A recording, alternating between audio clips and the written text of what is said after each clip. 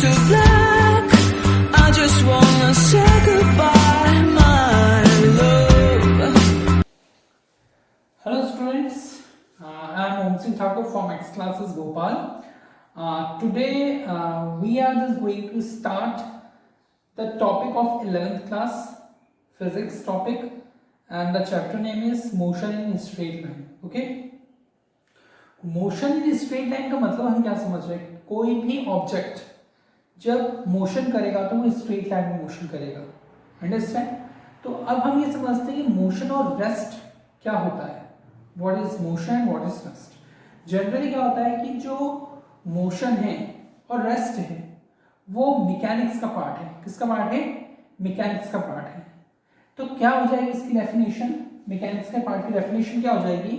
Mechanics is a branch of physics that deal with the condition of rest or motion of the material around us.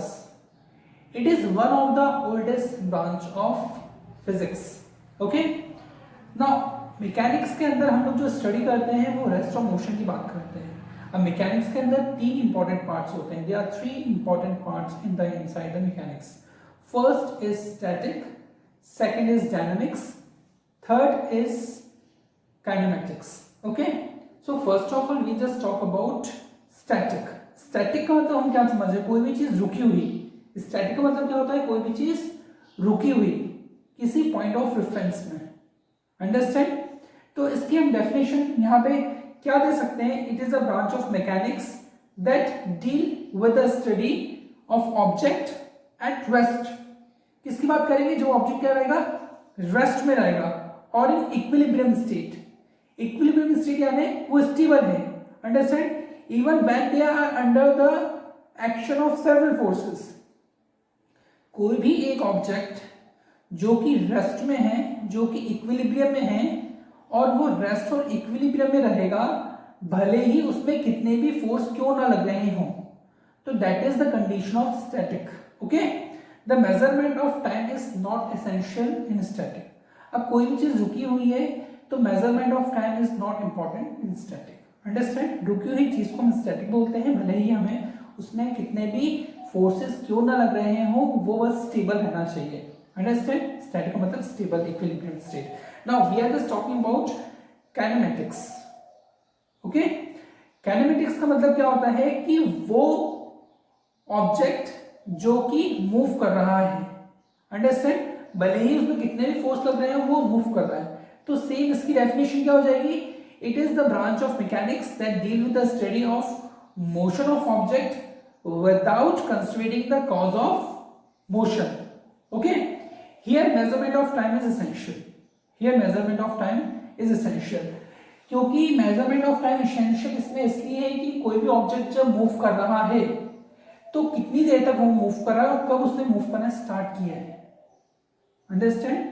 कोई भी object जब move कर रहा है तो कितनी देर तक वो मूव कर रहा है और उसने किस पॉइंट ऑफ रेफरेंस से मूव करना स्टार्ट किया है. ओवरऑल काइनेमेटिक्स का मतलब क्या होता है?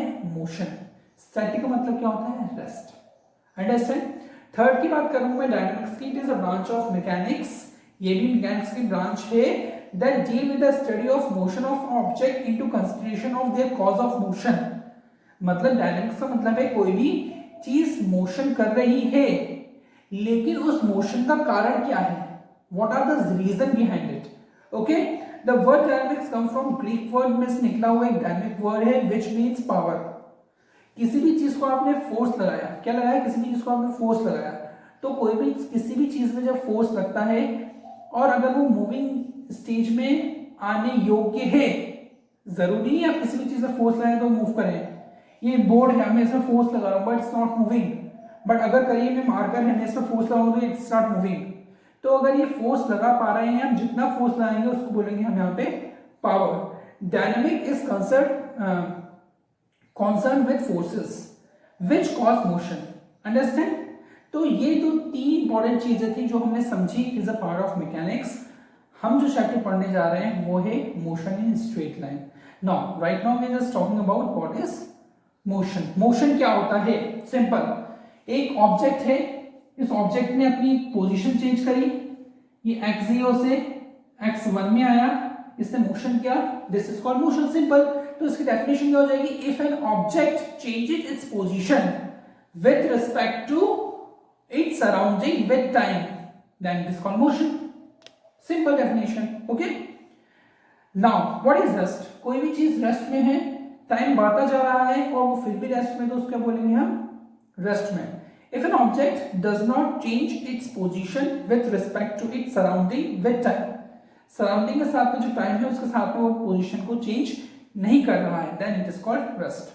What is the definition, if an object does not change its position with respect to its surrounding, okay, with time, then it is called rest. Rest and motion are relative to each other, जो rest और motion होता है वो एक दूसरे से क्या होता है, रिलेटिव होता है। किस तरीके से रिलेटिव होगा रेस्ट और मोशन, जैसे कोई भी ट्रेन, अगर कोई भी बस अगर चल रही है, अंडरस्टैंड, कोई भी अगर बस मूव कर रही है, तो बस मूव कर रही है, हम कैसे पता करेंगे, जब यहाँ पे हम कोई पेड़ के पास खड़े हुए होंगे, when we are standing in front of any tree, और वो ट्री रुका हुआ है और वो बस मूव कर रही है, ओके, तो ये क्या हो जाएगा, रेस्ट में हो जाएगा, ये किस में हो जाएगा, मोशन में हो जाएगा। तो किसी एक चीज के रेफरेंस में दूसरी चीज को मोशन या रेस्ट में कंसीडर किया जाता है, ओके। और इसके बाद हम लोग समझते हैं, it means an object which is at rest one frame of reference can be motion in another frame of reference at the same time. मतलब एक फ्रेम ऑफ रेफरेंस, जैसे ये रेस्ट में है ट्री और ये बस क्या है, मोशन में, तो एक को अपन को क्या रेस्ट में लेना पड़ेगा और एक को मोशन लेना पड़ेगा, ओके। यहाँ पे डायग्राम देख रहे हैं कि कार है, कार बिल्कुल ऊपर खड़ी हुई है, ओके, वो क्या है, रेस्ट में, जैसे मैंने कार में से ब्रेक हटा दिए तो वो मोशन में आ जाएगी, understand. Now what is point mass, point mass का मतलब ये होता है कि कोई भी ऑब्जेक्ट मूव कर रहा है अपनी साइज से बहुत ज्यादा जो मूवमेंट कर रहा है अपनी सराउंडिंग में, जैसे just we take the example of earth छोटी है as compare to solar system, तो एक छोटी सी अर्थ पूरे सोलर सिस्टम क्या करती है, राउंड लगाती है, क्या लगाती है, सोलर सिस्टम का राउंड, मतलब सन का पूरा राउंड लगाती है। तो एक छोटा ऑब्जेक्ट जो किसी भी बड़े सराउंडिंग को कवर करता है उसको बोलते हैं पॉइंट मास ऑब्जेक्ट। इसकी डेफिनेशन क्या हो जाएगी, an object can be considered as a point mass object, okay, क्या बोला मैंने, an object can be considered at point mass object if the distance traveled by it in motion is very large in compared to its dimension, मतलब उसका motion बहुत ही ज्यादा बड़ा है उसके डायमेंशन के अकॉर्डिंग, तो इस चीज को क्या बोलेंगे हम लोग, point mass object. Example solar system, okay, now there are three types of motions, one dimension motion, two dimension motion and three dimension motion। ये तीन तरीके के मोशंस होते हैं। तो मैं पहले आपको वन डायमेंशन बता दूं, ये वन डायमेंशन यानी straight line, okay, straight line is one dimension. Two dimension is circular path, कोई भी चीज सर्कुलर पाथ में घूम रही है तो टू डायमेंशन, और कोई भी चीज स्पेस में मूव कर रही है तो that's called three dimension. There are three dimensions, okay, one dimensional, two dimensional, three dimensional. If the body is moving in 1 and 2, this is called two dimensional, and moving in x y z coordinate, then it will be in three dimensional.